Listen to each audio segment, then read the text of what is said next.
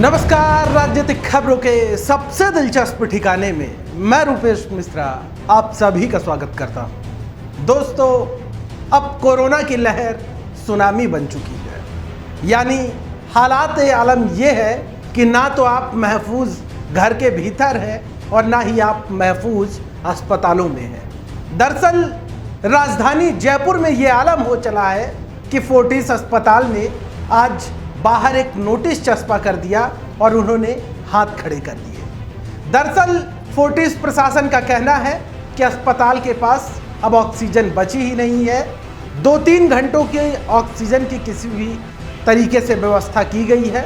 वो जो मौजूदा मरीज हैं उनको दी जाएगी और बाहर से यदि अब कोई मरीज आता है भर्ती होने के लिए तो उन्हें भर्ती नहीं किया जाएगा।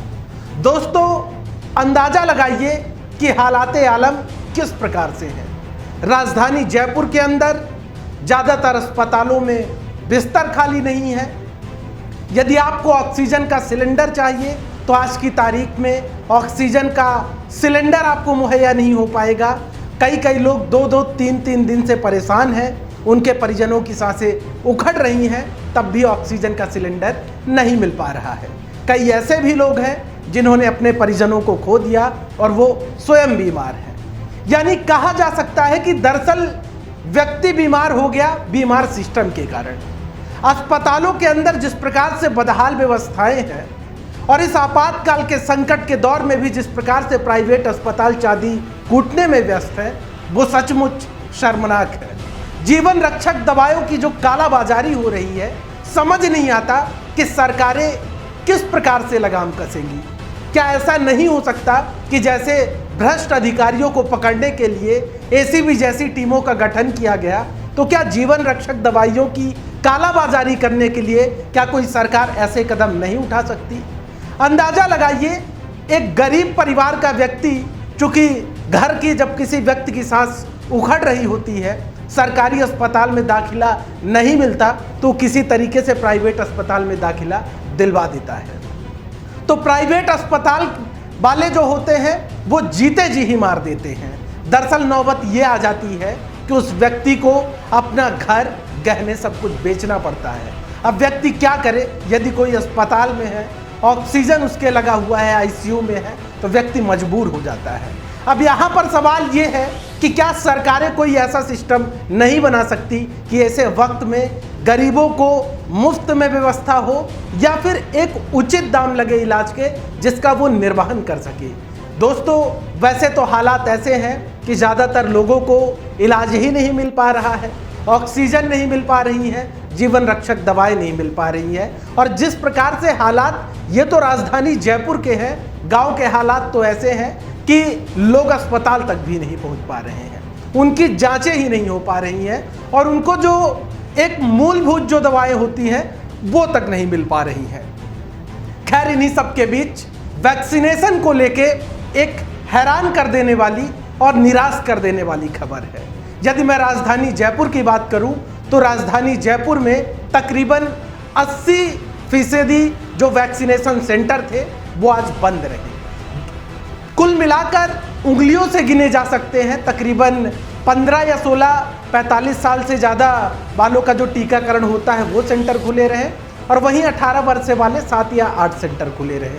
तो आप अंदाज़ा लगाइए कि उन सेंटरों में किस प्रकार से लोगों का सैलाब उमड़ता होगा, कैसे लोग वहाँ पर टूट पड़ते होंगे। यानी वैक्सीनेशन को लेकर आखिर इतनी गफलत क्यों है? क्या दवाओं का इतना ज़्यादा अभाव है? क्योंकि लगातार वैक्सीनेशन को लेकर केंद्र और राज्य सरकार के बीच रार ठनती रही है। खैर, इसी बीच आज सूबे के पूर्व मुख्यमंत्री सचिन पायलट आज टोंक के दौरे पर रहे, जहां पर उन्होंने अधिकारियों से बैठक की और इस दरमियान पत्रकारों से बातचीत के दौरान भी उन्होंने वैक्सीनेशन का मुद्दा प्रमुखता से उठाया। उन्होंने कहा कि जब दवा एक है, कंपनी एक है, तो फिर उसके दाम अलग अलग क्यों तय किए जा रहे हैं? जो वैक्सीनेशन के दाम हैं वो केंद्र सरकार को तय करने चाहिए और सभी को वैक्सीन मुफ्त में लगनी चाहिए, क्योंकि इससे पहले भी जब महामारी आई तो केंद्र की सरकारें मुफ्त में ही वैक्सीनेशन कराती आई हैं। तो कहीं ना कहीं जो वैक्सीनेशन का दाम है उसको लेकर सचिन पायलट ने केंद्र सरकार को आड़े हाथों लिया और इस दौरान एक जो सबसे विशेष बात रही वो ये थी कि सचिन पायलट ने गहलोत सरकार के समक्ष पत्रकारों को फ्रंट लाइन कोरोना वॉरियर्स में रखने की बात कही है, मांग की है कि उन्हें फ्रंट लाइन कोरोना वॉरियर्स माना जाए, क्योंकि जो रिपोर्टर्स हैं वो भी लगातार कवरेज कर रहे हैं, हॉस्पिटल्स में भी जाते हैं और तमाम तो कई ऐसे पत्रकार भी हैं जो संक्रमित होते रहे हैं। नतीजतन अभी हाल ही में मध्य प्रदेश, पंजाब, पश्चिम बंगाल, छत्तीसगढ़ कई सरकारों ने भी पत्रकारों को फ्रंटलाइन कोरोना वॉरियर्स माना है और प्रमुखता के साथ उनका वैक्सीनेशन करवाया है। तो दोस्तों सुनिए सचिन पायलट ने आज टोंक में पत्रकारों से बातचीत के दौरान क्या कुछ कहा। मैंने दो बातें शुरू से बोली थी। पहली तो वैक्सीन के अलग अलग दाम नहीं होने चाहिए। ऐसा क्यों है कि केंद्र सरकार को 150 में मिलेगा और राज्य सरकार को 400-300 मिल रहा है।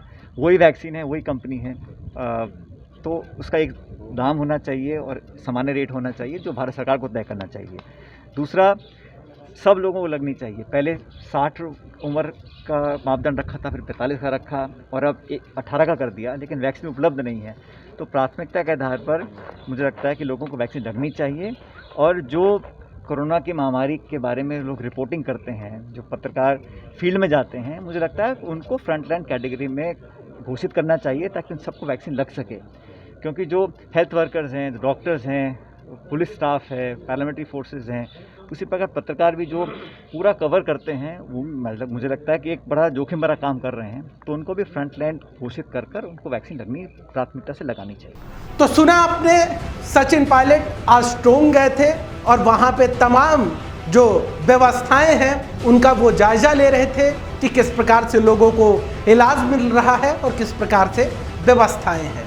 खैर दोस्तों, बात व्यवस्थाओं की हो तो कैसी व्यवस्थाएं हैं उनसे आप भी वाकिफ़ हैं। सोशल मीडिया में लगातार लोग तरह तरह के मदद मांगते हुए वीडियो पोस्ट कर रहे हैं, लोगों से मदद मांग रहे हैं। कुछ की मदद हो पाती है, कुछ की मदद नहीं हो पाती है। कुल मिलाकर कहा जा सकता है कि हालात बेहद गंभीर हैं। इसलिए बार बार हम अपने दर्शकों से ये अपील करते हैं कि आप घर पर रहें और ज़रूरत पड़ने पर, अति आवश्यक कार्य पड़ने पर ही घरों से बाहर निकलें और घरों पर स्वस्थ रहें, मस्त रहें, बड़े और बुजुर्गों का पूरा ख्याल रखें। दोस्तों कल फिर हाजिर होंगे सियासत की दिलचस्प खबर लेकर। तब तक के लिए नमस्कार।